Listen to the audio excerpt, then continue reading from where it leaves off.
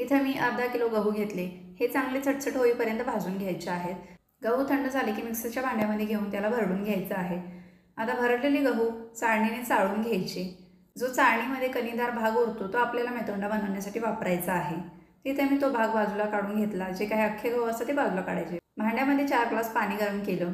त्यामध्ये 1.5 पाव गूळ घातला, ओलं खोबरं आणि वेलची पावडर घातली। हे चांगलं व्यवस्थित मिक्स करून घेतलं। चवीसाठी थोडंसं मीठ आणि रंगासाठी हळद घातली। गूळ विरघळेपर्यंत व्यवस्थित मिक्स करून घेतलं। आता गूळ विरघळल्यानंतर हे गुळाचं पाणी या भरडीवरती ओतून घ्यायचं आहे आणि चांगल्या प्रकारे मिक्स करून घ्यायचं। आता इथं मी दुसऱ्या भांड्यामध्ये तेल गरम केलं आणि हे मिश्रण त्यामध्ये ओतून घेतलं। आता हे मिश्रण हलवत हलवत आपल्याला शिजवून घ्यायचं आहे। आता इथं मी यावरती काही ड्रायफ्रूट्स घातले आणि एक पॅन झाकला आणि चुलीला जो काही जाळ होता तो पूर्णपणे बंद केलेला आहे आणि पॅनवरती थोडासा विस्तार ठेवलेला आहे। म्हणजे हा मेथोंडा खालून आणि वरतून जो काही धग लागतो त्याने चांगला